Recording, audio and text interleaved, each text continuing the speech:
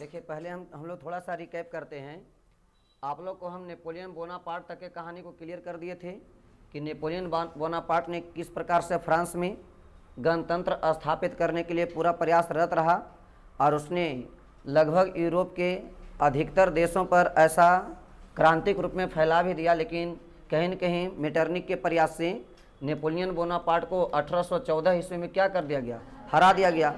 अब ये बात को आपको समझना होगा कि राजतंत्र को ख़त्म करने के लिए नेपोलियन बोनापार्ट प्रयास तो कर रहा था, उसके प्रयास को कहीं न कहीं कुछ हद तक सफल भी हुआ, लेकिन मेटरनिक के नेतृत्व में पूरा यूरोप एक तरफ, उसके बावजूद नेपोलियन बोनापार्ट को 1814 ईस्वी में हराने के बाद तो एक विशेष मीटिंग आपको करवाए थे 1815 में 1815 ईस्वी का बात चल रहा है। यह कौन सम्मेलन है?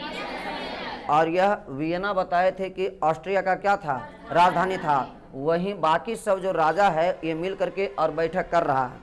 उसमें एक बात आपको बताए थे कि नेपोलियन बोनापार्ट को हराने के लिए सब राजा जो एक तरफ थे, सब साथ थे, लेकिन वहीं इटली का उस समय राजा था कौन? इल्बर्ट। आपको हम बताए थे चार्ल्स इल्बर्ट। इल्बर्ट ने मेटरनिक को साथ देने से वहाँ इनकार किया था। अर्थात एक तरफ से ले दे के इतनी बात समझेंगे कि भैया जब पूरा यूरोप एक तरफ और नेपोलियन बोनापार्ट एक तरफ था, उस अवस्था में मेटरनिक की तरफ से इटली का जो राजा था, उसका नाम था चार्ल्स इल्बर्ट, उसने साथ देने से मना किया था और आखिरकार मेटरनिक का ही जीत हुआ है। तो अब यह वियना सम्मेलन में आखिरकार ये फैसला लिया गया है और इनसे पूछा गया है, इटली का जो राजा था उसको यहाँ पर बोला गया कि हमने इसके और राजतंत्र को पुनः स्थापित करने में बहुत सारा खर्च आया है, इस खर्च को वह अब अपने मुनाफा में लेगा। तो यहाँ से देखो कहानी का नया प्रसंग है, थोड़ा सा सुनिएगा तो बात को समझ में आ जाएगा कि भैया किस प्रकार से वहाँ पर ये आया था। ये पूरा इटली था, लेकिन नेपोलियन बोनापार्ट के हारने के बाद, वियना सम्मेलन के बाद, ये पूरा इटली को अब मेटरनिक के इशारे पर इसको बांट दिया जाएगा। अब बांटने का मतलब पहले इसका विभिन्न राज का हम लोग कल्पना करते हैं। पहले राज को याद रखो, ये जो हम लोग देख रहे हैं सब में अलग अलग पेन का हम इस्तेमाल कर लेंगे। ये जो आप देख रहे हो ये वाला, ये हम लोग के लिए एक राज है जिसका नाम है सार्डिनिया। इसका नाम क्या होगा? सार्डिनिया। पहले नाम ही सब ठीक होना चाहिए। ये सार्डिनिया है। अगर हम इसका बात करें, इसमें भी इसी प्रकार से बना देते हैं ये वाला। तो ये जो हम देख रहे हैं ये आप लोग का क्या है जी? पीडमांट। इस राज्य का नाम है पीडमांट। ये आपका सार्डिनिया है, ये आपका पीडमांट है। जबकि ये जो नीचे वाला एरिया देख रहे हो ये आप लोग का निस है, ये आपका निस है। और ऊपर का जो छोटा एरिया देख रहे हो ये आपका सेवाय है। ये क्या है जी? सेवाय। पहले ये बताओ, ये चार राज्य आपको ध्यान में रहेंगे। ये वाला क्षेत्र क्या है? सार्डिनिया। ये वाला क्या है? पीडमांट। छोटा सा नीचे क्या है? निस। और ऊपर वाला छोटा क्या है? सेवाय। ये आप लोग का ऐसा हो गया। अगली बार फिर से ध्यान दीजिए। अब हम दूसरा बात करते हैं कि भैया ये जो हम लोग के लिए आ रहा है ये वाला भाग, ये जो आप देख रहे हो कंप्लीट रूप से, ये आपका कौन सा है? तो इसी को हम लोम्बार्डी कहते हैं। इसको क्या कहते हैं जी? लोम्बार्डी। जबकि ये वाला जो हम भाग देख रहे हैं ये वाला, ये आप लोग का क्या है? वेनेशिया। तो एक आपका लोम्बार्डी है, एक आपका क्या है? वेनेशिया। चलिए ये आप लोग का हो गया वेनेशिया, वेनेशिया। और इसके ऊपर वाला ये क्या था? लोम्बार्डी। इसको और स्पर्श कर दीजिए। ये आपका क्या है? लोम्बार्डी। हाँ, तो यहां तक बात आप लोग को ध्यान रखना चाहिए कि ये आपका सार्डिनिया था, ये पीडमांट था, नीचे निस था, ऊपर वाला छोटा सेवाय था, ये वाला भाग लोम्बार्डी है, ये वाला भाग वेनेशिया है। इसके जस्ट आगे जब नीचे के क्षेत्र में हम लोग बढ़ते हैं तो ये वाला जो हिस्सा देख रहे हो ये कंप्लीट रूप से ये आपको क्या है? तो ये परमा है। ये कौन है जी? परमा। ये आपका क्या है? मोडेना। और ये आपका क्या है? टस्करी। तीनों का नाम याद रखिएगा। ये हो गया परमा, ये हो गया मोडेना, और ये वाला हो गया क्या? टस्करी। टस्करी। इसके बाद जो ये बीच वाला इलाका देख रहा है ये कंप्लीट रूप से पोप है ना? इस पूरे क्षेत्र का ही नाम क्या है? पोप है। ये ध्यान रखना है। पहले हम चाह रहे हैं कि आप लोग का नाम ठीक ठाक हो जाता है, इस पर कहानी जो सुना है उस पर आप लोग का फिर ठीक ठाक पकड़ बन जाएगा। ये आपका पोप है। इसके बाद जब हम इसका बात करते हैं है ना, ये जब इस पर आएगा तो ये वाला भाग जो हम देख रहे हैं ये आप लोग का कहलाएगा। इस प्रकार से स्ट्रक्चर बना दीजिए है ना। ये आपका क्या है, तो ये आप लोग का नेपल्स है, ये नेपल्स है। और उसी प्रकार ये भी बना दीजिए, तो ये क्या है, सिसिली है। इतना राज्य पर पहले हमको कमांड चाहिए, पहले ध्यान सबको आइए। हमने क्या बनाया कि पूरा इटली था, इटली में ये वाला राज्य तो था पिडमांट था, ये सार्डिनिया है, नीचे वाला निस है, ऊपर वाला सेवा है। जब इतना हो गया तो उसके बाद वाला भाग क्या है, लोम्बार्डी। उसके बगल में कौन है, वेनेशिया। उसके बाद लगातार 3 आपको याद रखना है, परमा, मोडेना, टस्करी। और बीच में जो बड़ा सा हिस्सा है यह क्या है, पोप। यही पोप के अंतर्गत इटली का खूबसूरत शहर रोम स्थित है। बात समझ आ रहा कि नहीं। रोम की अगर चर्चा करता है तो कहीं और नहीं बल्कि कहाँ स्थित है, कहना पोप में स्थित है। क्लियर है बात को। इसके नीचे जो ये वाला स्ट्रक्चर दिए हैं इसका नाम नेपल्स है और इसका नाम क्या है, सिसिली है। चलिए ध्यान दीजिएगा, हम यहाँ से देखो कहानी का पहला प्रसंग आप लोग का स्टार्ट हो रहा है, ध्यान सुनिएगा ठीक ठाक हो जाएगा। हमने क्या बताया कि मेटरनिक युग जब आया 1815 से, हमने क्या कहा था कि इसका जो राजा था उसका नाम था इल्बर्ट। इल्बर्ट ने चूंकि 1815 ईस्वी में जो सम्मेलन चल रहा है उसमें यह फैसला लिया गया है मेटरनिक के द्वारा कि इल्बर्ट हम लोग को सहायता प्रदान नहीं किया था, फिर भी उसका अगर राजतंत्र है तो हमें भी उसका राजतंत्र में यानी उसका जो भी क्षेत्र है उसमें हमको अपना हिस्सा चाहिए। कारण कि राजतंत्र फिर से स्थापित करने में इसको कुछ खर्च लगा था। तरह तरह के बात बोल करके इसने पूरा इटली को इस प्रकार से खंड में बांटा। और खंड में बांटने के बाद अभी यही ध्यान देना है कि कौन सा क्षेत्र अपने लिए रखा, कौन राजा को दे दिया और कौन अपने रिश्तेदार को दे दिया, किस पर फ्रांस को दिया गया, ये बात आपको समझना है। चलिए ध्यान दीजिए। तो मेटरनिक ने 1815 ईस्वी के बाद से ये पूरा इटली को, जो ये 2 क्षेत्र देख रहे हो, खास करके पिडमांट वाला इलाका और सार्डिनिया वाला इलाका, तब पिडमांट और सार्डिनिया का जो इलाका है ये सिर्फ और सिर्फ राजा को दिया रे। तो जो हम लाल वाला भाग ऐसे किए हैं इस प्रकार से, इसमें आप लिख दीजिएगा कि जो भी ऐसा वाला इलाका है उस पर खुद राजा का प्रभाव है। कहाँ के राजा का, इटली के राजा का। तो यहाँ पर आप लोग का राजा का प्रभाव है। क्या यहाँ तक लाइन समझ में आया। लेकिन इसके बाद जो हम ब्लैक से बनाए हैं, ब्लैक वाला हिस्सा आप देख लीजिए। ये जो ब्लैक वाला आप इस प्रकार से देख रहे थे कि भैया इस प्रकार से जो आप लोग का मामला था, खास करके लोम्बार्डी के साथ साथ वेनेशिया, उसको किसने कब्जा किया, तो वही मेटरनिक। यानी इस पर लोम्बार्डी पर और वेनेशिया पर किसका प्रभाव रहा, तो कहना ऑस्ट्रिया का प्रभाव रहा। इस पर ऑस्ट्रिया का प्रभाव है। जबकि इधर का उसके नीचे जो 3 इलाका देख रहे हो, परमा, मोडेना, टस्करी, इस पर प्रत्यक्ष तरीके से ही नहीं बल्कि अप्रत्यक्ष तरीके से जो हम 3 स्टेट बताए थे, खास करके जिसमें परमा था, मोडेना था, टस्करी था, इसमें खुद मेटरनिक का प्रत्यक्ष नियंत्रण तो नहीं था, लेकिन ऑस्ट्रेलिया के ही कुछ उच्च वर्ग के लोगों के हाथों इसको दे दिया गया। मैंने कहीं न कहीं अप्रत्यक्ष रूप से इस पर भी, परमा, मोडेना, टस्करी पर भी ऑस्ट्रिया के ही उच्च वर्ग के लोगों का अधिकार था। इतना बात आप लोग को ध्यान में रखना है। हाँ, इसके बाद अगला नीचे वाला कौन है, पोप है। तब पोप के इलाके, चूंकि आपको हम बताए थे कि पोप जो था वहाँ ईसाइयों का धर्म गुरु रहता था, और जहां ईसाइयों का धर्म गुरु है, आपको बताए थे कि पूरा यूरोप का सबसे ज्यादा ताकतवर जो देश था वह कौन था जी, फ्रांस था।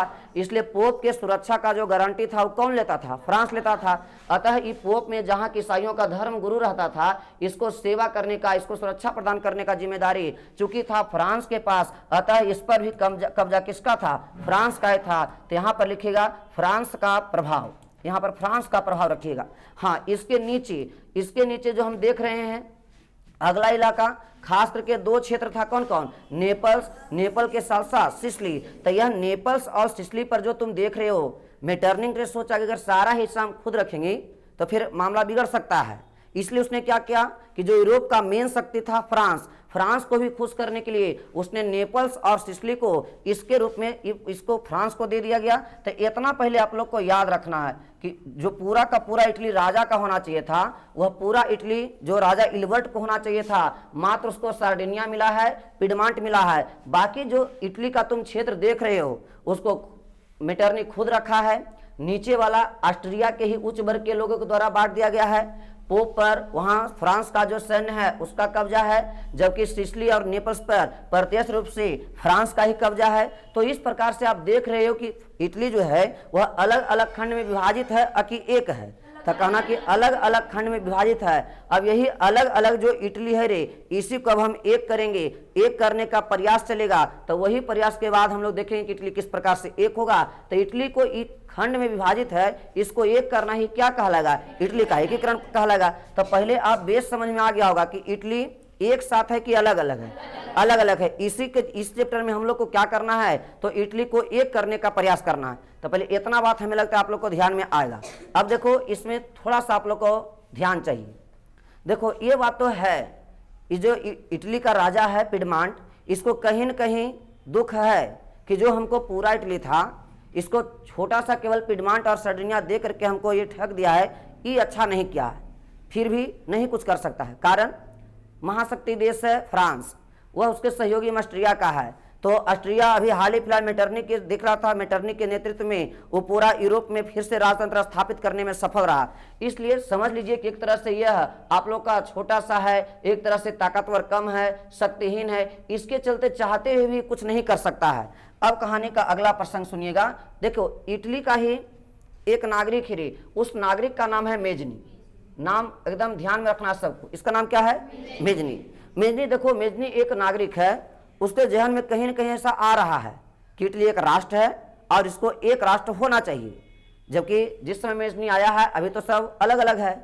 इसके कहानी में यही ट्विस्ट है कि मेजनी चाह रहा है कि इटली एक राष्ट्र है, अतः इसको एक होना चाहिए। और एक होने के लिए याद रखना है कि इसने कौन सा संस्था ज्वाइन किया, कार्बोनारी। तो आपको ये ध्यान में रखना है, कार्बोनारी इटली का एक संस्था था। इस संस्था में ज्यादातर लोग कैसा मजदूर थे, कोयला मजदूर थे। कोयला वाला जो मजदूर था वही लोग इसमें भाग लिए थे। इसके कहानी में एक और भी आता है कि जो कार्बोनरी संस्था था वो एक प्रकार का कैसा संस्था है, तो कहना क्रांतिकारी संस्था। अच्छा, क्रांतिकारी संस्था समझते हो, एक होता आप लोग का संवैधानिक संस्था, संवैधानिक संगठन, एक होता क्रांतिकारी। जैसे आप लोग कभी कभी देखा होगा, अगर एक पक्ष कुछ किया, बदले में दूसरा पक्ष बिना कुछ सोचे बिना कुछ समझे उसका उत्तर देने के लिए चला गया, बल्कि उसका हाथ पैर तोड़वा ले, कटा ले, कोई दिक्कत नहीं। लेकिन अगर एक व्यक्ति हमको एक थाप मारा है, हम जाकर उसको सरिया देंगे। ऑन द स्पॉट जो त्वरित फैसला ले रहा है, वह त्वरित फैसला लेने वाला है, समझो कैसा संगठन है, क्रांतिकारी संगठन है। आप लोग कभी कभी देखता होगा कि अगर दो गांव के बीच ऐसा होता है, खाली पता चल जाए गांव के कि फलना आदमी ने वहां मोड़ पर पहुंच करके उसको छेक करके पीटा है, ये नहीं होगा, बाद में क्या होगा। अकेला कोई आदमी ऐसा होता है, सुना, आराम से चल दिया उसको ठीक करने के लिए, पता चला एक घंटा के बाद फिर से वो टंगा के आ रहा है, समझ जाना कि वो आदमी कोई और नहीं है बल्कि वो कैसा सोच का है, क्रांतिकारी सोच का है। आप भारत में भी सुने थे कि दो प्रकार के लोग थे, एक महात्मा गांधी थे जो आराम से सोच विचार के फैसला लेते थे, और एक भगत सिंह थे। तो क्या यहाँ पर दोनों में मामला पता चल ही रहा होगा कि भगत सिंह, सुभाष चंद्र बोस, चंद्रशेखर आजाद, इस सब का जो नाम आता है, इस सब क्रांतिकारी नेता के रूप में आता है। क्यों आता है बताओ, समझ में आ रहा है। तो बस यही ध्यान रखना कि मेजनी कार्बोनरी संगठन का एक सदस्य ग्रहण किया, और कार्बोनरी संस्था में जितना भी लोग सदस्य थे, ज्यादातर लोग कौन थे, कोयला मजदूरी थे। एक बात और याद रखना है, कार्बोनरी संस्था कैसा संस्था था, क्रांतिकारी संस्था था। मेन इसका चिंतन पर गौर करना है कि भैया मेजनी एक नेता था, या इस प्रकार से सोच डेवलप किया कि हमको इटली को एक राष्ट्र करना है। इसके लिए यह दो तरह के बात आता है कि या तो यह आदर्शवादी था या फिर व्यवहारवादी था। क्या लगता है, आदर्शवादी। अब आदर्शवादी के बात समझना है कि आदर्शवादी क्या है और व्यवहारवादी क्या है। आदर्शवादी का मतलब हुआ कि हम अपने जो भी उसका चिंतन है, अपना एक फैसला पर अडिग रहना। जिससे तुम देखता होगा जनरली गांव वगैरह में ऐसा कि अगर कोई कह रहा है कि बाहरी वातावरण, जिससे अगर घरे में कुछ घटना घटित होता है रे, बाहर से कोई कहता है कि चलिए कोई बात नहीं, ये घटना घटा है, बाहर से हम किसी का मदद ले लेते हैं, हो सकता है मदद करेगा, हमारा ठीक ठाक समस्या हो जाएगा। तो वही है, एक उसमें ऐसा भी होगा जो मदद करने के लिए कहेगा, दूसरा ऐसा होगा एकदम मान्य करेगा कि घर का मामला है, हम घरे में रखेंगे, बाहर से मदद क्यों ले, हम किसी को नहीं मानते। समझ जाना वो कैसा व्यक्ति है, आदर्शवादी व्यक्ति है। बात समझ रहा कि नहीं। यही हालत रहा मेजनी का। मेजनी ले दे के सोच रहा है कि हम इटली को एक करेंगे, लेकिन वह एक करने के लिए बाहर से कोई मदद लेना नहीं चाहता है, बल्कि खुद ही कोशिश करने के लिए प्रयासरत है। और इसी के चलते वह 1831 में 1834 ईस्वी में खुद संगठन का स्थापना किया है। एक का नाम है यंग इटली और एक का नाम है यंग यूरोप। आपसे अच्छा प्रश्न करेगा, यंग इटली का गठन किसने किया, मेजनी ने किया। यंग इटली का गठन मेजनी ने कब किया? 1831 ईस्वी में किया। यंग यूरोप का गठन किसने किया? मेजनी ने किया। यंग यूरोप का गठन कब किया गया? 1834 ईस्वी में किया गया। अब यंग इटली, यंग यूरोप क्या था? बूढ़े लोगों का संगठन था कि जवान लोगों का? तो ये बतवा ध्यान नम्य से पता चल रहा है कि भैया ये सब जवान लोगों का एक संगठन है। अब जवान लोग के 50 को संगठन है। इस संगठन के बलबूते मेजनी चाह रहा है कि हम इटली को एक कर देंगे। वो अब करेगा क्या? तो यहाँ से बस ये जो आप देख रहे हो पिडमांट, यहाँ से आगे निकल करके वही संगठन के सहारे जाए। और जो लोम्बार्डी पर किसका अधिकार है? ऑस्ट्रिया का। ऑस्ट्रिया का सेना वहां रह रही जाए, वहां आराम से भीड़ जाए। अब तुम खुद ही अनुमान लगा, 20 गो 50 गो की सेना है और यहाँ पूरे वो इटली, यहाँ पर ऑस्ट्रिया का सेना एकदम दुरुस्त किए हुए, तका कभी पार पाएगा? नहीं। हिम्मत तो करे, लड़ जाए, लेकिन लड़ने क्रम में जब फिर से हारने लगे फिर से भाग खड़ा हो गए। इसी प्रकार से ये समझो चलता रहा। हर बार यंग इटली जो कि मेजनी के द्वारा बनाया गया था, उसका कुछ सिपाही जाए, झगड़ा करे, फिर से हारने लगे, फिर भाग जाए। अब ये सिचुएशन चल रहा था, फिर भी इसको कुछ उपाय नहीं, कुछ हाथ नहीं लग रहा था। कैसे लगता? एक तरफ ही मात्र 50 है, एक तरफ पूरे देश का सेना समझो वहां पर आ रहा है, कोई उपाय नहीं पार लगने का। फिर भी कोशिश में वही है, इसका व्यवहारवादी नीति के चलते, इसका आदर्शवादी नीति के चलते, क्रांतिकारी के चलते, सोच चिंतन नहीं करने के चलते, आखिरकार इसका जो ट्रायल रहा, प्रयास रहा, वो सफल रहा कि असफल रहा? असफल। फिर भी आप लोग से इससे क्वेश्चन कुछ बनेगा। आप लोग कहेगा इटली के एकीकरण का अग्रदूत किसे कहा जाता है? मेजनी को कहा जाता है। या इटली के एकीकरण का आधार किसने तैयार किया? मेजनी ने तैयार किया। अब इससे संबंधित आप लोग कहेगा मेजनी ने कौन सा संस्था को ज्वाइन किया? कहना कार्बोनरी संस्था को ज्वाइन किया।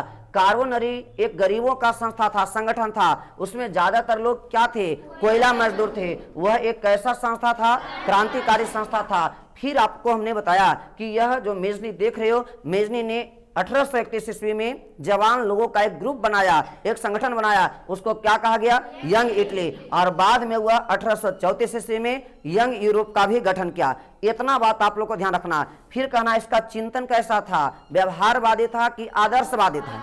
आदर्शवादी था। ये आदर्शवादी में आप लोग एकदम बात समझ में आ जाना चाहिए। आदर्शवादी का मतलब है भैया कि अपना खुद जो फैसला है उसी पर अडिग रहना, किसी से बाहरी वातावरण या बाहरी मदद नहीं लेना, ये चाहता था। अच्छा एक बात और बताओ, ये क्या चाह रहा है? इटली में राजतंत्र स्थापित हो कि गणतंत्र स्थापित हो? तो ये भी चाह रहा है कि इटली में कैसा जी? गणतंत्र का स्थापना हो, गणतंत्र स्थापित हो। अब इसके क्रम में एक दो बात और ध्यान में रखिएगा। ऐसा चल ही रहा था कि आखिरकार 1848 ईस्वी एक डेट बताए थे, वह 1848 ईस्वी में हुआ क्या था? मेटरनिक खत्म हो गया था ना, मेटरनिक युग समाप्त हुआ था। तो 1848 ईस्वी में जब मेटरनिक मतलब मेटरनिक युग समाप्त हो गया, तो मेटरनिक के बाद ऑस्ट्रिया का जो राजा है वह ऑस्ट्रिया का नया राजा बन रहा है। उसका नाम जल्दी से बताओ, आप लोग को बताया हुआ था। मेटरनिक के बाद अगला राजा नहीं, बोलो जी सिंपल।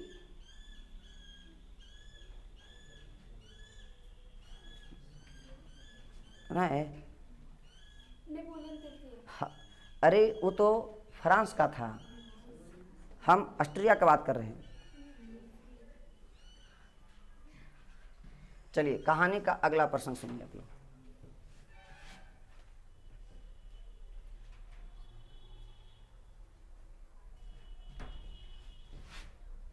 चलिए ध्यान से समझना, इसको हटा दिए। इसके बाद अगला बात समझो। देखो 1815 ईस्वी के बाद मेटरनिक यहाँ से उसका तामझाम खत्म हो रहा है।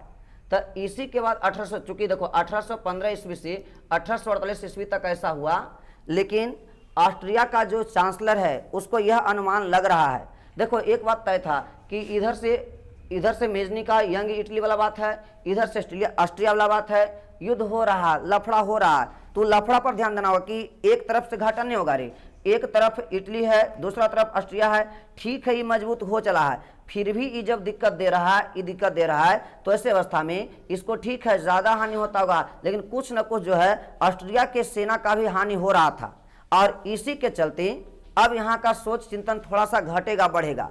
और सोच चिंतन क्या घटेगा क्या बढ़ेगा, ये ध्यान रखना है कि जब इसका चांसलर जो होगा वो डायरेक्ट इटली के राजा कौन है? तो यहाँ पर चार्ल्स एल्बर्ट है, उसको धमकी भरा संदेश भेजेगा। कि देखो ये जो तुम्हारे यहाँ के एक नागरिक है मेजनी, इसके तहत तुम इतना हमको नुकसान पहुंचा रहे हो, ये ठीक ठाक ना है। समय रहते उसको ठीक कर दो, उसको वहां से हटाओ, और नहीं तो फिर जो तुम्हारा बचा हुआ सार्डिनिया है, पिडवांट है, हम उसको भी अपना कब्जा में ले लेंगे। बस ये ध्यान में आप लोग को रखना है कि भैया यहाँ पर मेजनी जो था, मेजनी राजा तो नहीं था, एक आम नागरिक था, फिर भी मेजनी के द्वारा यंग इटला या यंग यूरोप ये सब का गठन करने के बाद जब ऑस्ट्रिया को लगने लगा कि हमको कुछ घाटा हो रहा है, उसके चलते हमारा सैन्य शक्ति में भी कुछ अशांति है, तो इसलिए जो ऑस्ट्रिया का चांसलर है वो चार्ल्स एल्बर्ट को सीधा धमकी भरा संदेश भेज रहा है कि आप उसको हटाओ, कहीं दूसरी जगह शिफ्ट करो, नहीं तो जो तुम्हारा बचा हुआ है सार्डिनिया या पिडमांट, हम उसको भी घेर लेंगे। और यही चलते आपको हम बताए थे कि 1848 ईस्वी में आखिरकार किसको, मेजनी को इटली क्या करना पड़ा था, छोड़ना पड़ा था। क्या यहाँ तक बात समझ में आया था? अब देखो इटली मेजनी है कि चला गया है? चला गया है। एक कहानी और बनता है इसका, फिर से ध्यान से सुनिए, फिर आप लोग का ठीक हो जाएगा। चार्ल्स एल्बर्ट के फिर से यहाँ पर मरने के बाद कहा जाता है कि जब चार्ल्स एल्बर्ट मर गया तो उसके बाद एक नया राजा है इटली का, उसका नाम है रे क्या, विक्टर इमैनुअल। विक्टर क्या है, इमैनुअल। सबका सीक्वेंस फिर बाद में हम बंधन में बांधेंगे, अभी केवल सुनिए। विक्टर इमैनुअल जब राजा बना तो उसको सबसे ज्यादा जरूरत था एक अच्छा विजन वाला एक प्रधानमंत्री का, और इसने अपना प्रधानमंत्री किसको बनाया, हाँ काबूर को ना, काउंट काबूर। ये ध्यान में आएगा कि नहीं? तो बस याद रखना है कि चार्ल्स एल्बर्ट के बाद इटली का राजा कौन बना, विक्टर इमैनुअल। विक्टर इमैनुअल ने अपना प्रधानमंत्री किससे चुना, काउंट काबूर को। अब काउंट काबूर के बारे में कहा जाता है कि ये जो था यह मेजनी के जैसा सोचने वाला नहीं था। मेजनी क्या था जी, आदर्शवादी था। क्या वह विदेशों का मदद लेना चाहता था? नहीं, लेकिन यह आदर्शवादी न है, ये क्या है, व्यवहारवादी है। काउंट काबूर कैसा है, व्यवहारवादी। व्यवहारवादी मतलब ये विदेशी का मदद लेना चाहता है, और इसने इसके सोच के बारे में कहा जाता है कि यह गणतंत्र स्थापित चाहता था या संवैधानिक राजतंत्र। तो ये तो चूंकि किसी का प्रधानमंत्री था, इसलिए याद रखना कि यह कैसा सोच का व्यक्ति था, तो ये चाहता था कि इटली में कैसा हो, तो संवैधानिक राजतंत्र स्थापित हो। पहले इतना बेस बात आप लोग को क्लियर होना चाहिए। आपको ठीक फिर से दोहरा देते हैं कि चार्ल्स एल्बर्ट के बाद इटली का राजा कौन बना, विक्टर इमैनुअल। विक्टर इमैनुअल अपना प्रधानमंत्री किससे चुना, काउंट काबूर को। काउंट काबूर एक कैसा प्रधानमंत्री था, व्यवहारवादी। यह विदेशी से मदद चाहता था, यहाँ तक कि इटली में कैसा राजतंत्र चाहता था, संवैधानिक राजतंत्र चाहता था। अब इसी में अगला कहानी, अगला कड़ी सुनो फिर से। देखो अब जब ये चाह रहा तो एक ही बात है, ये जान रहा है कि हमारा छोटा सा एरिया है, मात्र इसमें दिया गया है कि हम पिडमांट के हैं, सार्डिनिया के हैं, बगल में ताकतवर है ऑस्ट्रिया, हम उसको आमना सामने की लड़ाई में प्रत्यक्ष रूप से नहीं जीत सकते हैं। तो ये सोचेगा कि कहीं ना कहीं किसी अगर बाहरी ताकत का सहारा ले लिया जाए तो हमका कहीं ना कहीं कुछ ना कुछ फायदा हो जाएगा। बाहरी ताकत के सहयोग से ही हम इसको एक कर सकते हैं, हम इटली को जीत सकते हैं, और यही होगा। आप लोग को अभी जब एक कहानी का प्रसंग नया सुनाएंगे तो आप लोग को बात समझ में आएगा, क्योंकि तुम लोग को प्रैक्टिकल बात बढ़िया समझ में आता है। अरे कैसा होता है कि अगर कोई घर है, ये अमीर है, इसके पास 100 बीघा जमीन है, 100 बीघा जमीन है, हुआ क्या, इसका 2 भाई है, और जब भाई छोटा है उसी समय इसका माताजी पिताजी सब डेथ कर गया। 100 बीघा जमीन है रे, दोनों भाई छोटा है, माँ बाप दोनों डेथ कर गया। गोतिया थोड़ा ताकतवर है, बुझिए रहा मामला को। ये गोतिया क्या कर लिया, 100 बीघा जमीन को हड़प लिया। अब इसमें बड़ा भाई यही है मेजनी, और एक छोटा भाई यह काउंट काबूर है।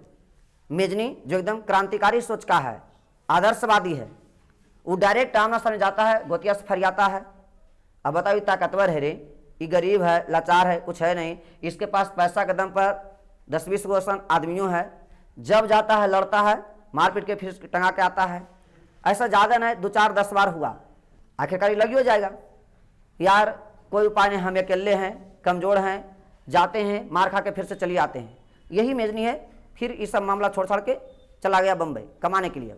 अब बच रहा है कौन, यही है काउंट काबूर। ये कहता है मेजनी तो आदर्शवादी सोच का, ये गड़बड़ है, हमको कुछ नहीं, हमको ये वही यहाँ जो राजपाट हमारा जो अधिकार है 100 बीघा का, हमको वही व्यक्ति दिला सकता है। तो हम इसके लिए पहले गांव में देखते हैं कौन बड़का आदमी है, कैसा बड़का आदमी चुनेंगे जो इससे भी बलवान रहे, और उसको जा करके यही आप लोग को बात हम बताएंगे कि यहाँ से एक व्यक्ति है जो जाएगा। आप ही लोग कैसे होता है रे, अगर कोई गरीब है चाहता कि नहीं उसका साथ हम दोस्ती कर लें ताकि हमारा काम बन जाए। अब ऐसे दोस्ती होगा नहीं। यहाँ पर ये जो सोच रहा है काउंट काबोर कि कोई बड़ा है, बड़ा समझिए उस समय का फ्रांस क्या है, यूरोप में पूरा बड़ा महाशक्ति है। अब ये सोच रहा है कि अगर फ्रांस चाहेगा तो हमारा जो इलाका है हमको दिलवा सकता है। अब ये इतना छोटा है, डायरेक्ट फ्रांस से दोस्ती कैसे होगा? तो आप लोग को हम यहाँ पर एक स्टेप भी बताए थे। तुम चाहते हो कि हमारे गोतिया हमसे ताकतवर है, हमको कुछ नहीं दे रहा है, तो तुम क्या करो, गांव के ही बड़ा आदमी है उससे तुम करीब आने का सोचो, उससे दोस्ती का हाथ बढ़ाओ। ये भी लाजिम सी बात है कि भैया जो बड़ा आदमी रहेगा हमारे साथ दोस्ती काहे करेगा, क्या फायदा है, और उससे दोस्ती करेगा उसको कोई फायदा होगा। अब कैसे होगा, इसके लिए आपको क्या करना है, बाद उसके घर में कोई भोज है, लड़की के शादी है, सबको न्योता मिला है, आपके ही नहीं मिला है, फिर भी आपको क्या करना है, बिना निमंत्रण दे ले वहां पहुंचल रहना है। अब पहुंचल रहेगा रे, अब वही नहीं कि मोहल्ला ताकना है, अब पहुंचल है बिना निमंत्रण के, फिर भी कोई बात नहीं, ठीक है। अब आया भोज के बारे, खाना खिलाने के बारे, हम शुरू किए हैं, लास्ट तक बनल हैं। जब इतना कर देगा अपने आप वहां का आदमी पूछेगा कि बाबू कौन है, इधर आओ, अपने तुमको बुलाएगा तो मामला समझ में आ जाएगा। कहाँ घर है, तुमको हम कभी देखे नहीं हैं, कहा नहीं जानते हैं, बगले के हैं, आपके घर के सामने, पता नहीं आप भुला गए थे, फिर भी हमको लगा कि भाई लड़की का शादी है, मदद करना चाहिए, इसलिए हम इस उद्देश्य से, उसको मामला मन में सुधर जाएगा कि बताओ तो आदमी हो तो ऐसा, इसको न्योतो नहीं दिए, बेचारा बिना न्योता के हाल है, अब पूरा एकदम काम किए हुए है। अब अगला दिन से सोच रहा है कि तुम कभी भी उसके घर से अगुआ से जाएगा तो तुरंत बुलावेगा, आइए आइए, बहुत आप एकदम साथ दिए थे, चाय पानी पी के जाइए। यह हालत होता है। और यही हालत समझे आप लोग को क्या करेगा कि फिर ये जो बड़ा ताकत होगा आपका होगा, दोनों के बीच आपकी दूरी जो था वह दूरी नज़दीकी में बदल जाएगा। अब बस नज़दीकी में बदलेगा, अपना दुख सुख सब बांटेगा, और वही दुख सुख में कहेगा भी कि कोई बात नहीं, आप तो हमको बहुत साथ दिए हैं, कभी जरूरत अगर हमको पड़ेगा एक बार इशारा करिएगा। इसको तो यही काम है, मेन उद्देश्य तो इसका यही था रे, बस यही धंधा अपना रहा है। थोड़ा सा ध्यान में रखना है, काउंट काबोर। अब ध्यान से देखो, कहानी का अब दूसरा मोड़ है, दूसरा आप लोग को बात, क्योंकि सब इतना टफ है ना कि जब तक इसको लिंक नहीं करेगा कोई उपाय नहीं। आपको हम बताते चलें कि एक देश है फ्रांस, जो यूरोप का सबसे बड़ा महाशक्ति है, इसके इधर क्या था, इंग्लैंड, और इसके नीचे ऑस्ट्रिया, और बगल में क्या था, रूस, और ये बगल में है तुर्की। बगल में क्या है रे, तुर्की में कंप्लीट रूप से ये मुस्लिम कंट्री है, मुस्लिम देश है, लेकिन यहाँ पर दो चर्च है। चूंकि ईसाई में भी दो वर्ग बांटा गया है, एगो कैथोलिक, एगो प्रोटेस्टेंट। ये जो हम चर्च देख रहे हैं ये आप लोग का कैथोलिक का है, और ये जो चर्च है ये प्रोटेस्टेंट का है। ईसाई में भी दो तरह के लोग, एक है प्रोटेस्टेंट को मानने वाले, एक है कैथोलिक को मानने वाले। रूस में भी ईसाई धर्म का है, लेकिन यह जो रूस है वह ईसाई मानता है किनको, प्रोटेस्टेंट को। इसलिए आपको याद रखना है कि भैया तुर्की में जो ये वहां पर एक चर्च था प्रोटेस्टेंट का, वो प्रोटेस्टेंट का देखरेख कौन करता था, रूस करता था। लेकिन जबकि अगर हम कैथोलिक का बात करें तो फ्रांस में मानने वाला है कैथोलिक चर्च को लोग, इसलिए यहाँ जो आप लोग का कैथोलिक वाला चर्च देख रहा है, इसका देखरेख, इसका जो संरक्षण सुरक्षा प्रदान करता था वो कौन करता था, फ्रांस करता था। ये आप लोग का मेन कहानी याद रखना है कि भैया तुर्की में दो चर्च था, एक था प्रोटेस्टेंट के लिए, एक था कैथोलिक के लिए। मामला ये था कि प्रोटेस्टेंट का देखरेख सुरक्षा ये सब कौन करता था, रूस करता था, जबकि जो कैथोलिक देख रहे हैं इसका देखरेख, इसका सुरक्षा कौन करता था, फ्रांस करता था। क्या लाइन समझ में आ रहा, बस यही आपको ध्यान में रखना है। अब एक बात है, आपको सुनाए थे 1789 फ्रांसीसी क्रांति बताए थे। वह फ्रांसीसी क्रांति में, चूंकि फ्रांस में खुद एक क्रांति होल है, अब जब यहाँ क्रांति हो ले रहे तो इसको सेना का खुद जरूरत है, बाहर में कि पहले अपन घर में, अपना घर में पहले जरूरत है। यही कारण कि जो इसका सेना कहाँ था, यहाँ पर जो कैथोलिक चर्च के देख रेख में था। कहा कि कोई बात नहीं, पहले घर बचाओ तब फिर हम कैथोलिक चर्च को देखेंगे। यही कारण था कि फ्रांस ने अपना सेना कैथोलिक चर्च से उठा करके खुद कहाँ ले आया, फ्रांस में ले आया। जब ये वहां से गया, रूस को मौका मिल गया। रूस को क्या मौका मिला कि चलो कोई नहीं, ये भी ईसाई है, ये भी तो ईसाई है ना, ये तो मुस्लिम ही तो देख रेख करेगा नहीं, तो कहा कि चलो हम ही दोनों को देख लेते हैं। और यही कारण था कि 1789 ईस्वी में फ्रांसीसी क्रांति के तहत यह जब कैथोलिक चर्च को फ्रांस ने खाली किया तो उसका भी जिम्मेदारी कौन ले लिया, कहना रूस ने ले लिया। अब मामला उल्टा है, समय बीता, फ्रांसीसी क्रांति आपको बताए थे धीरे धीरे करके, तब जब वहां स्थिति वायलेंस में आया तो फिर से यह दोबारा आ रहा है। कहा ये क्या बात हुआ जी, ये हमारा इस पर अधिकार था, आप इस पर काहे कब्जा किए हुए हो। चलो कोई बात नहीं, जब तक देख रहे किया, बहुत अच्छा बात है, सहयोग किया, अब हट जाओ, अब हम खुद देख लेंगे, हमारे यहाँ अवस्थिति सामान्य हो गया है। क्या ये मानेगा? नहीं। और इसी के लिए सपोर्ट कर रहा है कौन? तुर्की। तुर्की भी कह रहा है कि यार ये क्या गड़बड़ है, ये फ्रांस का था, ये तुम रहा है, अपना अपना लो, काहे मामला बिगाड़ रहे हो, ये गलत बात है। अब ये गलत बात सुनना कि रूस इस पर भड़क गया कि का गलत है का सही है, तू हमको नहीं पढ़ाएगा, अगर ज़्यादा तू छुई किया तो हम उसको नहीं तुम ही को ठीक कर देंगे।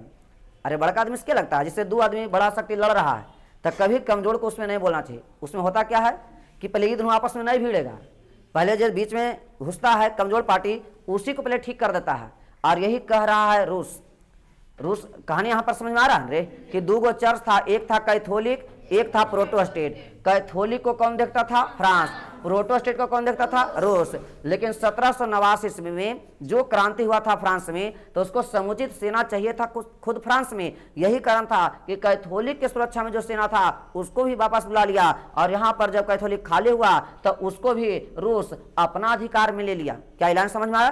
फिर हमने कहा कि जब वहाँ स्थिति सामान्य हुआ तो सामान्य होने के बाद पुनः जब वापस आया, वापस जब इसको कैथोलिक चर्च को मांगा तो इसने इनकार कर दिया। और यहाँ पर सपोर्ट किया फ्रांस का किसने? तुर्की ने। तुर्की कह रहा है बार बार गलत बात है, उसको जो है दे दो, तुमरा जो है अपना रखो, मामला को निपटा दो। यही बीच आप लोग को हम बताए हैं कि आ जाता है 1854 ईस्वी। 54 ईस्वी याद रखना रे। यही 1854 ईस्वी में इसने रूस ने 1854 ईस्वी में रूस ने फ्रांस के साथ तो नहीं, ये ज्यादा छुई कर रहा था, इसी पर हमला कर दिया। अब तुम बताओ तुर्की का कोई गलती था? ये तो केवल सपोर्ट किया कि नहीं उसको दे दो, तुम अपना रखो, क्या दिक्कत है। लेकिन इसी के चलते रूस तुर्की पर क्या कर दिया? हमला कर दिया। अब रूस जब तुर्की पर हमला किया, फ्रांस तो चुप बैठे वाला है नहीं, क्योंकि फ्रांस भी जान रहा है कि हमरे चलते बेचारा दिक्कत में आया है। तो फ्रांस सपोर्ट कर दिया किसका? तुर्की का। अब जब फ्रांस तुर्की का सपोर्ट किया रे, तो चूंकि इंग्लैंड का मेन रास्ता इन्हें है, इंग्लैंड भी जान रहा है कि फ्रांस यूरोप में सबसे ताकतवर है, इसको हराने वाला कोई नहीं है। उस समय फ्रांस का जो हेड है वो नेपोलियन कौन है? तृतीय। नेपोलियन कौन है जी? तृतीय है। क्या ये मामला समझ में आ रहा है? अब बात को समझिएगा। इंग्लैंड भी जान रहा था कि फ्रांस जीत जाएगा, सबसे ताकतवर है, तो हम इसको काहे साथ दें, हमको मेन इधर से काम लगेगा, ये रास्ता अगर इसको साथ नहीं देंगे तो हमको आगे रास्ते नहीं देगा। इसलिए इंग्लैंड, फ्रांस, तुर्की एक साथ है, और रूस क्या है? अकेला है। ऐसे भी रूस हमेशा अकेले ही रहता है। अभी हाल ही फिलहाल में देख लो यूक्रेन वाला मसला में सब नाटो एक साथ है, अब वो अकेले है। नाटो देश समझते हो ना, तो वो बेचारा सब दिन अकेले ही रहा है, लेकिन गलती ओकरो रहता है। यही हालत यहाँ भी है। तुर्की एक साथ, इंग्लैंड, फ्रांस और तुर्की एक तरफ है, रूस अकेला है। और यही 1854 ईस्वी में युद्ध स्टार्ट हो गया है, और यही युद्ध का नाम है क्रीमिया का युद्ध। इस युद्ध का नाम क्या है? क्रीमिया का युद्ध। इसी के इंतजार में था कौन? ऑस्ट्रिया का राजा कौन है? इटली का राजा कौन है? Victor Emmanuel. उसका प्रधानमंत्री कौन है? काउंट काबूर। काउंट काबूर जान रहा था कि हम अकेले इटली को एक नहीं कर सकते हैं, हमको बाहरी मदद चाहिए। अब चूंकि ये इतना ताकतवर है रे का इटली जैसा वो भी दो गो स्टेट का राजा था, पिडमांट का, सर्डिनिया का, तो का उससे मदद लेगा? नहीं। फिर भी जो पिडमांट और सर्डिनिया यानी इटली का जो राजा देख रहे हो विक्टर इमैनुअल, इसके द्वारा नए मांगने पर भी यह युद्ध में लगभग 50,000 सेना ये भेंट दिया गया है। किसको? फ्रांस को 50,000 सेना भेंट में दिया। एगो खत भेजा दिया है, खत में लिखल है कि हम आपके बहुत बड़े फैन हैं, हम आपके बहुत बड़े फैन हैं, आप हमसे मदद तो नहीं मांगे, अब मांगते भी कैसे, आपके सामने हम कुछ हैं, कुछ नहीं है। फिर भी वह दोस्त ही क्या है जो मांगने पर सब कुछ दे। हम आपका सब एकदम बहुत बड़ा शुभचिंतक हैं, फैन हैं, कूलर हैं, तरह तरह के बात उसको आवेदन में समझा दिया है। और बिना मांगले समझे कई हजार सेना, 50,000 सैनिक भेजा रे। नेपोलियन, इंग्लैंड और यहाँ पर जो तुर्की देख रहे हो, एकरो से सबसे ज्यादा खुश है किससे? काउंट काबूर से। कहा वाह, बता तो उसके पास खुदे कुछ नहीं है, फिर भी बेचारा जे है ओरे पर हिम्मत कर दिया है, पान नहीं जुटा लेकिन पान के डंटियों पर हाजिर है। इसके बाद आप लोग को हम आगे कहानी सुनाएं। इस प्रकार से अंतिम में अंततः 1854 से 56 तक युद्ध चला, और यह युद्ध कौन जीता? फ्रांस जीत गया। अरे तो जितना ही था यार, ये इसके साथ इंग्लैंड है, तुर्की है, फ्रांस खुद शक्तिशाली है, अकेले क्या करेगा। इसमें भी इटली ऐसा देश 50,000 सेना नए रहते हुए पहुंचा दिया है, और हम कर घटेगा तब बोलिएगा जे है जो सब दे देंगे। बात समझ में आ रहा है ना। अब युद्ध आखिरकार कौन जीत गया? अब उधर जो हम 100 बीघा वाला जिन्होंने बात सुना, ये पता चला था। हाँ 100 बीघा जमीन था, फिर भी आप लोग का मामला क्या था कि भैया वो उसके पास क्षमता नहीं था कि गोतिया से झगड़ के ले सकता है, तो बरियार आदमी से दोस्ती किया था। कैसे? ओकर घर में बेटी के ब्याह था, बिना न्योतले पहुंचल था, पतल उतल उठा दिया था, यहाँ तक कि चाय पानी पिला दिया था। मन में खुश है। मौका देखा, जब घनिष्ठता बढ़ा तो यही जो छोटका है काउंट का, वो दिखा रहा है कि देखिए ना 100 बीघा की जमीन का कागज है, कागज हमरे पास है, हमरे पिताजी की जमीन था, लेकिन गोतिया मंजवड़ी कब्जा किए हुए। ऐसा है कि आप अगर चाहेंगे ना तो हो ही जाएगा। जाइए, हो गया तो 10 बीघा आपका, 90 बीघा हमारा। अब बताओ रे, किसी को खाली कहने मात्र से अगर 10 बीघा हो रहा है तो क्यों नहीं चाहेगा 10 बीघा हो ही जाए। अब उधर से जो बरियार आदमी हो कर रहा, जो गोतिया है उसको कह रहे तो इसका जमीन पर कब्जा कैले है, जमीन का कागज दिखाओ। तब कागज उसके पास अपना रहेगा तब दिखाएगा हो। अब नहीं दिखा रहा है तो बस ओकर गोतिया और बरियार आदमी के बीच फैटम फैटी होल है। बैठ के काउंट का मुस्कुरा रहा, लगता है 90 बीघा हो ही जाएगा। बात समझ में आ रहा है ना। ये लोग तो लोग गाँव समझ में ऐसा देखता होगा रे, ऐसा मिलवे करता है। यही हालत है इसका। ये अपना वर्चस्व तो बढ़ा लिया, नहीं हो कहा तो 50,000 सेना उसका। नेपोलियन बोनापार्ट का हृदय समझो द्रवित हो गया कि वाह मित्र होता ऐसा। जब जीतला उतला बाद में दावत चलता है।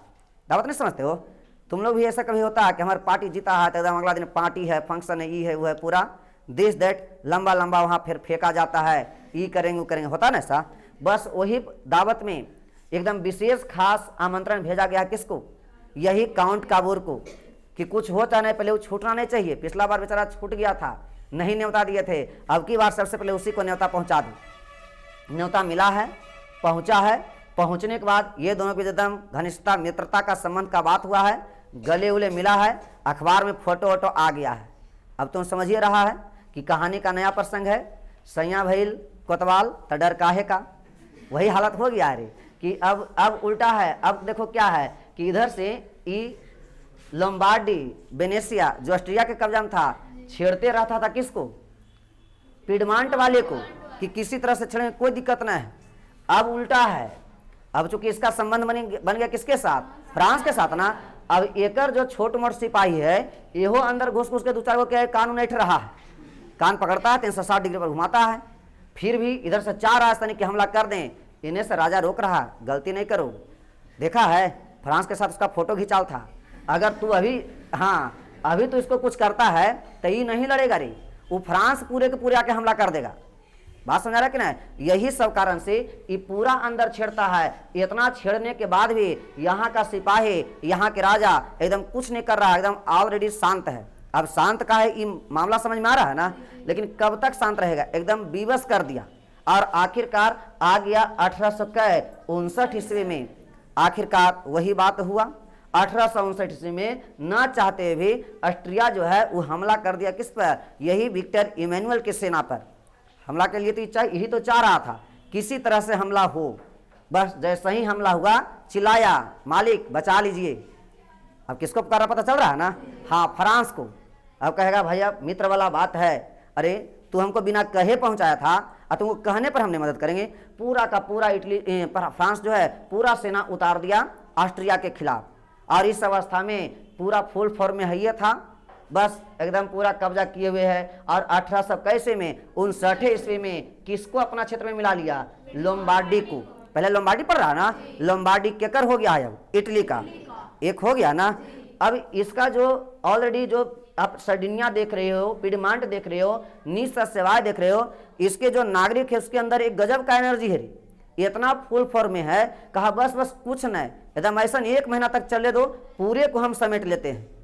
इतना ज्यादा उग्र रूप हो गया कि फ्रांस को ही अब कष्ट होने लगा है कि यार हमको लगा कि छोट मोट लड़ाई है, ये ऐसा कर रहा है कि कहीं ये हम पर ही हावी फिर ना हो जाए। अगर पूरा इटली एक हो जाएगा रे तो उसको भी तो दिक्कत है। हर कोई चाहता, देखो एक बात सत्य है, गांव में कोई बड़ा आदमी चाहेगा तब बाकी अगर 3 भाई तीनों अगर बड़ा हो जा रहा है तो कोशिश करेगा कि इसको तोड़ दो, क्योंकि जब तीनों एक है तो ताकत है, तीनों अलग अलग है कोई ताकत नहीं है।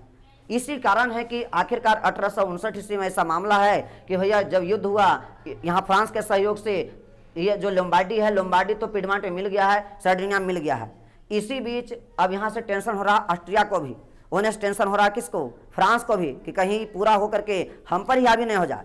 ऑस्ट्रेलिया के भी चांसलर वहाँ पर जाके बोल रहा है कि बताइए हम आपका क्या बिगाड़े थे, हम क्या आपके बीच कोई दिक्कत था, हम ही ये वाला अलग अलग करके नीचे वाला हिस्सा भी हम आप ही को दलाए थे, यहाँ पर भी सोचे थे कि आप ही रहिए, आप हमसे ही भिड़ गए, आपसे कोई बात था जी। वो भी सोच रहा है कि सही बात है यार, हमको कुछ बिगाड़ा भी नहीं था, नीचे अपने मन से नीचे वाला हिस्सा दे दिया था, फिर काहे को दिक्कत। अब उन दोनों के बीच मैंने आपको ध्यान रखना है, ऑस्ट्रिया और फ्रांस के बीच एक समझौता हो रहा, उसको बोलेंगे क्या, फ्रैंका विला की संधि। और यह फ्रैंका विला की संधि कब हुआ, 1859 ईस्वी में संधि हो रहा है कि नहीं युद्ध विराम करो, युद्ध बंद करो। तो यहीं पर आपको हम बताए भी थे कि बीपीएससी में एगो बहुत बढ़िया बात बोला था रे, बड़ी बढ़िया एगो क्वेश्चन आया था कि चाय टेस्टी एकदम बन के तैयार ही था, बस पीने ही वाले थे, प्याला टूट गया, का संक्षेपण करे। अब वहाँ लड़का हमारा समझ ही नहीं पाता था, समझ ही नहीं पाएगा कभी जिंदगी में कि भैया चाय टेस्टी एकदम बन के तैयार था, पीने ही वाले थे, प्याला टूट गया, इसका मतलब क्या हुआ। ये भी हिस्ट्री के क्वेश्चन है कि इकोनॉमिक्स के कुछ बुझान रहा, तो एकरे मतलब है रे, यहाँ से इटली एकदम एकीकरण हो ही रहा था, अभी रफ्तारे पकड़ा था रे, कि अचानक वह एक विराम आया, युद्ध विराम। कौन सा संधि लेकर के, फ्रैंका विला के संधि लेकर के, उसके तहत युद्ध को रोक देने का निर्णय लिया गया। तो इसका मतलब यही वाला हम लोग के जब आता है लिखने के लिए कि बता दीजिए इस पर संक्षेपण किस प्रकार कीजिएगा, तो हम लोग को शुरू से नहीं उठाना है, हम लोग को उठाना कहाँ से, कब से फ्रांस इटली को साथ दिया, जहां से साथ दिया अचानक से युद्ध विराम करने का घोषणा कर दिया। तो इसी का मतलब हुआ कि चाय बन के तैयार हुआ था, एकदम टेस्टी था, पीने ही वाले थे, खत्म कर दिया, मतलब प्याला ही टूट गया। तो क्या तुम चाय पी पाया, नहीं पी पाया। वही हलवा यहाँ इटली एकीकरण करने को चला, स्टार्ट बढ़िया पकड़ा, हुआ कि नहीं हुआ, नहीं हुआ। अब मामला उल्टा है, फिर से काउंट काबूर कह रहा फ्रांस को, एकदम बदलिए गए। बताइए, एक तो हमको चढ़ा दिए, अब फिर से जब हम लाइनअप में आए तो उसके साथ हाथ मिला लिए। ये कैसे हुआ जी, ये गड़बड़ की दोस्ती का मतलब नहीं हुआ। फिर समझा रहा है नेपोलियन तृतीय, अरे कुछ नहीं, हम तुम्हारे साथ है, वो जान मुझके से कर दिए, बोलो अच्छा कोई बात नहीं, तुम ई वाला तुम्हारा हो गया, तुम ई वाला रख लो, बाकी वाला उसके यहाँ रहने दो। तो कह रहा है इधर से काउंट काबू कि ठीक है अब करिए दिए तो कोई बात नहीं, लेकिन इसका क्या करें, कम से कम परमा, मोडेना, टस्करी हमको दिला दीजिए। अगर ये तीनों आप हमको दिला देते हैं तो हम ये जो निस है और सेवाय है ये आपको हम दे देंगे। बात समझिएगा, गहरी, ये सब गहरा पॉइंट है रे। हमने क्या कहा, 1859 ईस्वी में स्टार्ट भी हुआ, 1859 ईस्वी में युद्ध विराम भी हो गया, कौन संधि के द्वारा, फ्रैंका विला के संधि के द्वारा। और उसके बाद हमने क्या कहा कि ऑस्ट्रिया के इटली के काउंट काबूर के द्वारा फिर से यह प्रपोजल रखा गया कि हमको परमा दिलवा दीजिए, मोडेना दिलवा दीजिए, तस्करी हमको मुक्त करवा दीजिए। ये अगर मुक्त हो गया तो हम बदले में आपको दो छोटा छोटा जो स्टेट है, कौन, निस और सेवाय, आपको दे देंगे। तो यहाँ पर डायरेक्ट कैसे कहे कि रे खाली करो, वो कहा कोई बात नहीं है, ये वाला आप लोग का ऑस्ट्रिया का होगा, लोम्बार्डी इटली का होगा, परमा, मोडेना और टस्करी में जनमत संग्रह होगा।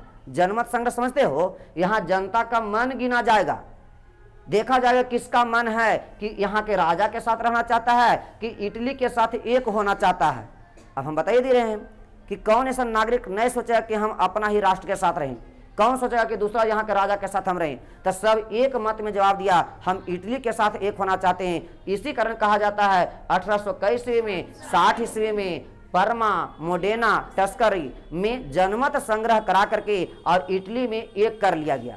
ले दे के मामला समझ में आ रहा है ना कि अब जो है यहाँ सर्डिनिया एक है, पिडमांट है, लोम्बार्डी है, ये पूरा आप लोग का इटली का हो गया है। इसके साथ परमा, इसके साथ कौन सी, मोडेना और टस्करी। अब इतना पर अधिकार हो गया किसका, इटली का। तब पहले की तुलना में इटली छोटा है कि थोड़ा बढ़ा है, बढ़ा है। क्या अभी पूरा इटली एक हुआ है, अभी नहीं हुआ है रे, अभी बचल है कौन, वेनेशिया। अभी भी वेनेशिया किसका है, ऑस्ट्रिया का ही है। पोप किसका है, फ्रांस के ही कब्जा में है। और इधर नेपल्स और सिसिली भी किसका है, फ्रांस का है।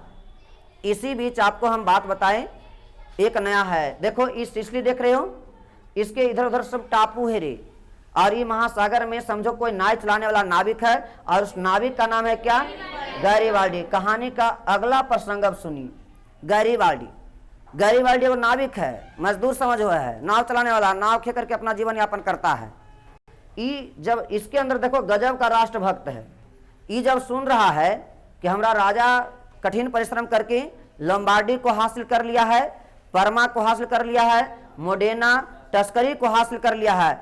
ये कह रहा है कि जब ऊपर वाला ई एक हो गया है तो यहाँ पर बुबरो राजवंश अर्थात फ्रांस वाला यहाँ क्या कर रहा है, अब ये अपन संस्था बना रहा है और सब संस्था को कहा कि कुछ न, हम सब का एक ड्रेस निर्धारित कर दिया था रे कि सब लाले कपड़ा में रहेगा।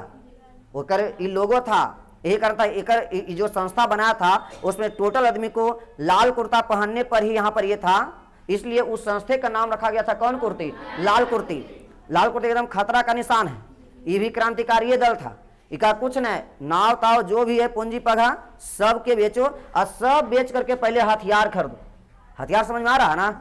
हाँ, अरे हथियार को जब एक हो जाएगा फिर से नाव चला लेंगे, क्या दिक्कत है। लेकिन अभी जो एकदम मामला है एकदम उसको ठीक करो। और यही कारण था कि गैरीबाल्डी ने किसका यहाँ संगठन का स्थापना किया, लाल कुर्ती का गठन किया।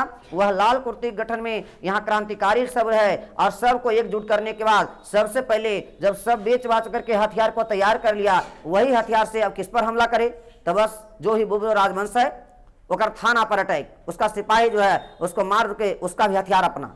देखते देखते अब ऐसा स्थिति हो गया है कि फ्रांस में जो थाना है, जो इसका सिपाही है, सिपाही से ज्यादा हथियार किसके पास है, लाल कुर्ती के पास है, गैरीबाल्डी के पास है।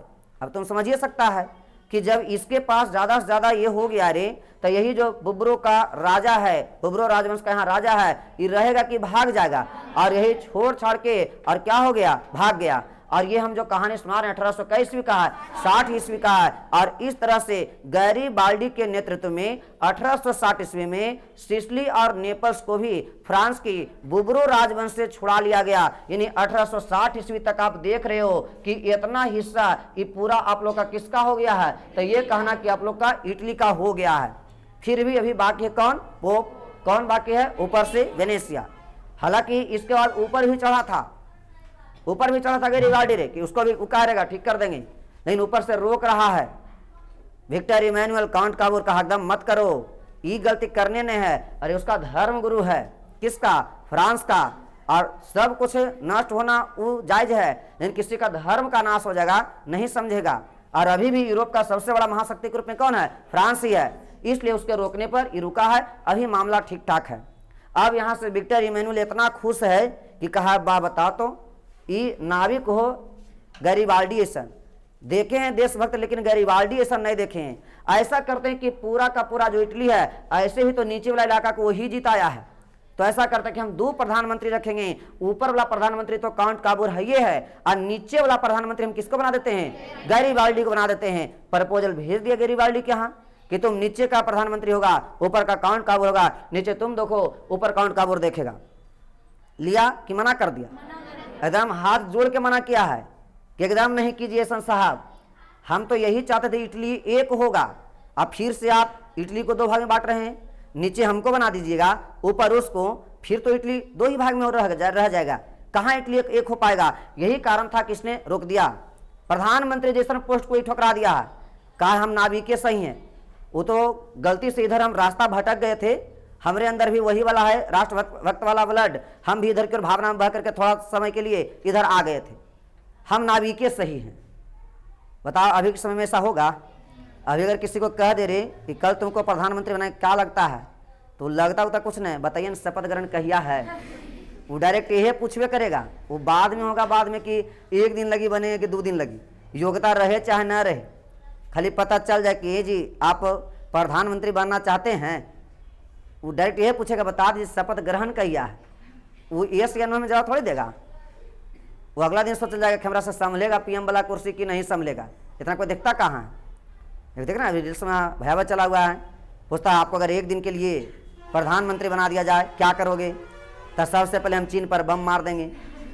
कहता अगर अगला दिन चीन तुम पर मार देता तो अगला दिन मोदी जाने, हम तो 1 ही दिन लगी है नहीं, तो वैसा वाला सोच के प्रवृत्ति नहीं। तो ये बता समझ में आ रहा है ना? अच्छा बताओ 1860 ईस्वी में कौन कौन एक हो गया पता चला, परमा, मोडेना, टस्करी, सिसिली, नेपल्स। क्या यहाँ तक बात क्लियर हो रहा है? अब आपको याद होगा जब इधर से एकीकरण का बात चल रहा है तो यही वाला उफान मार रहा, फिर जर्मनी में सगरो तो एक ही रोग है, जर्मनी में भी टुकड़ा टुकड़ा कर दिया गया था, उसमें भी एकीकरण का, जब जर्मनी का एकीकरण पढ़ाएंगे उसमें भी बात आएगा। और आपको हम बताएंगे कि 1860 में ऐसा हुआ है और 1861 ईस्वी में मर गया है काउंट काबुरी। हालांकि फिर भी विक्टर इमैनुअल खुश है, कहा कोई बात नहीं, आया था बेचारा, बहुत अच्छा काम करके गया है, इतना कम से कम कर दिया है, कम नहीं है, कोई प्रधानमंत्री ऐसा नहीं कर सकता है, खुशे है। और आराम से भी गुजर बसर कर रहा था कि ऊपर से हम आप लोग को बताए थे कि जर्मन का एकीकरण जब होगा तो वो डेट आएगा 1866 ईस्वी। आऊगा 1866 ईस्वी में ऐसा होगा कि जर्मन, आप लोग को हम बताए थे कि यह आप लोग का फ्रांस है, उसके बाद जर्मनी है, उसके नीचे क्या रहेगा, ऑस्ट्रिया। जर्मनी के एकीकरण के समय यह जर्मनी जो होगा वह ऑस्ट्रिया के साथ भिड़ेगा, सिडोवा का युद्ध करवाएंगे। तो आप लोग को बात समझ में आना चाहिए कि भैया 1866 ईस्वी में जर्मनी और ऑस्ट्रिया के बीच युद्ध होगा। अब बताओ, ऑस्ट्रिया के बीच और जर्मनी के बीच युद्ध हो रहा है और ऑस्ट्रिया की सेना है इटली के कौन क्षेत्र में, वेनेशिया में। तो हर कोई देश चाहता है कि पहले अपना देश सुरक्षित करो, बाद में उसको देखना। यही कारण है कि 1866 ईस्वी में वह जो ऑस्ट्रिया देख रहा था वो अपना सेना को वेनेशिया में रखेगा कि बुला लेगा। तो 1866 ईस्वी में खुदे ऑस्ट्रिया वेनेशिया को खाली करेगा। मौका में तो था, बस खाली हुआ। यहाँ से फिर से जो विक्टर इमैनुअल है 1866 ईस्वी में ही वेनेशिया को भी क्या कर लिया, अपने कब्जा में ले लिया। यानी इस प्रकार आपको कहेगा वेनेशिया को इटली में कब मिलाया गया, तो आपको डेट याद रखना 1866 ईस्वी में। क्या यहाँ तक बात समझ में आया? अच्छा, इसमें आप लोग को लास्ट बार सुनाएंगे भी कि इस संबंध में आखिरकार ऑस्ट्रिया से जर्मनी जीत गया और यहाँ तक जीता ही नहीं रही। अब यहाँ से ऑस्ट्रिया जर्मनी जो है फुल फॉर्म में है, इतना फुल फॉर्म में कि 1870 ईस्वी में वो खुद यूरोप का जो सबसे बड़ा शक्ति है, उस शक्ति का नाम क्या है, फ्रांस, और फ्रांस से टकरा जाएगा। बात को समझिएगा बात को, कि जर्मनी 1866 ईस्वी में ऑस्ट्रिया के साथ लड़ेगा, ऑस्ट्रिया अपन सेना वेनेशिया से बुला लेगा। इस प्रकार वेनेशिया 1866 ईस्वी में मुक्त हो जाएगा और उस पर फिर से इटली का ही कमांड हो जाएगा। फिर हमने कहा कि जर्मनी जो हम देख रहे थे इतना बढ़ा चढ़ा होगा, इतना ताकत बढ़ा लेगा कि 1870 ईस्वी में वह खुद किस पर आक्रमण कर देगा, फ्रांस पर, और फ्रांस को भी वह हारने की स्थिति में पहुंचा देगा रे।